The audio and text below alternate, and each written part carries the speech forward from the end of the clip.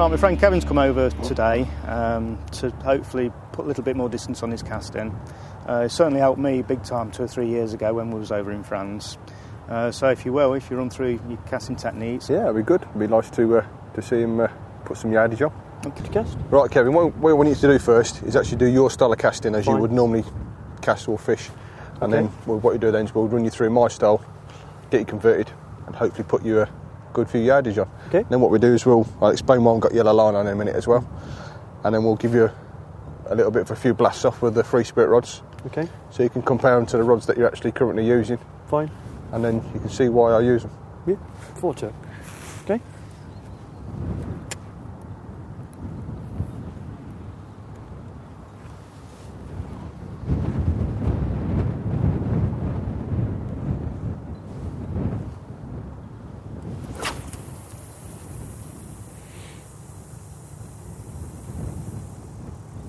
Good. Right, that's probably around that one. Is around about the 85 yards, something like that. What we'll do is we'll give you another cast bit in my style and I'll explain a little bit about my style when you've got your lead in. And then I'll do a couple of casts for you just so you can see what I'm doing. And then we'll get you doing the same thing. Is that how you would cast for all your casting and fishing? Majority of the time, right. Yes. That's what I call a classical carp angler cast, is what they're tending to do is they're actually standing and actually lining themselves up with the target, but what they're doing is they've got the right hand bent and the left hand out. As soon as they do that, they're doing what you call a classical push and pull.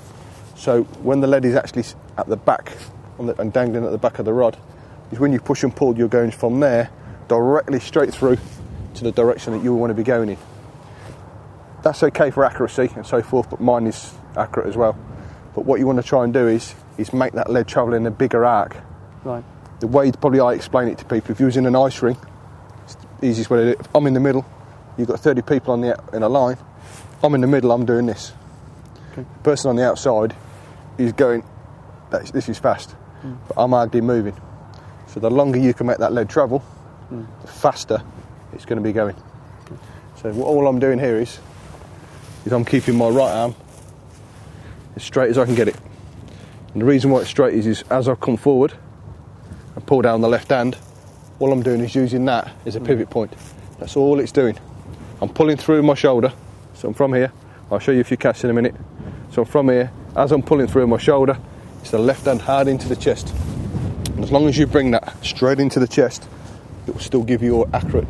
It's not going to drift to the side. If you start pulling it to the sides, that's when the lead will go over to the right or over to the left. It's imagine punching yourself straight in the chest. That is the main thing for it. The other thing is, which is quite critical, this is a higher sieve rod. So for this one, I'm going to have about half the drop of the rod. Anything that's a powerful rod wants a longer drop. The longer the drop you can have, the bigger the arc the lead's going to travel. So what I do is I'm just going to run you through a couple of the casts and show you why I've actually got the yellow line on for the tuition.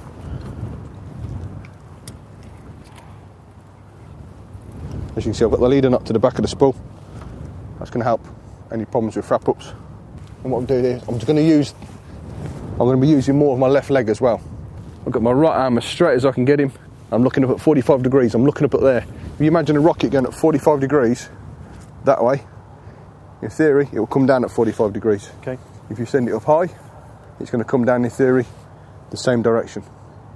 If it's too low, it's not going to get the trajectory. All to do with this trajectory, you need it 45 degrees. Today you could go higher, you could go 50 degrees or more, because the wind will help carry it. Okay. Wind in your face, you really want to go a little bit lower. Fine. I'm just going to show you a couple of casts. And if you watch my left leg as well, what I'm doing with it, I'm going to put all my weight onto my back foot. I'm going to lift the leg up off the ground. I'm going to step forward. And off she's gone. Now you see there, I'm following that line all at the tip. So that's really critical to follow it. As you can see there, that's no friction at all. No. And that's actually clipped up at 186 yards. That was 186? It's 186. That was clipped up from last week.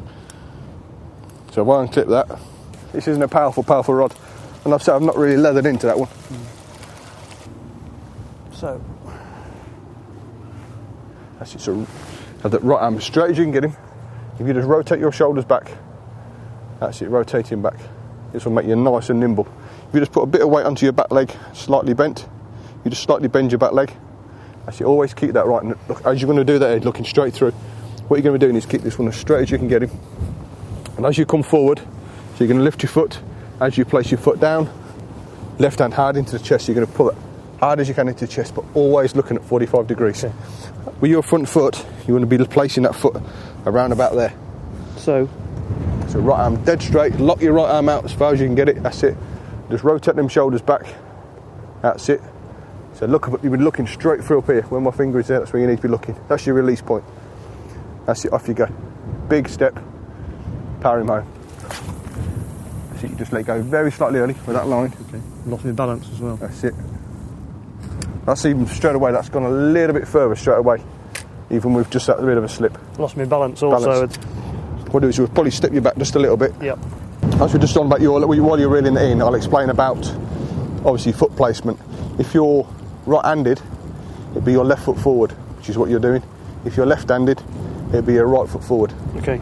It's as simple as that. So if you're going to be casting and you're right-handed, you'd have your left foot forward. If you're left-handed, because your left hand's going to be at the back, it'd be right foot forward. I see a few people are actually right-handed and they're actually casting right foot forward. You've got no movement. Well, Kevin, I know you can't fish for years, but it just shows all these years you've been casting.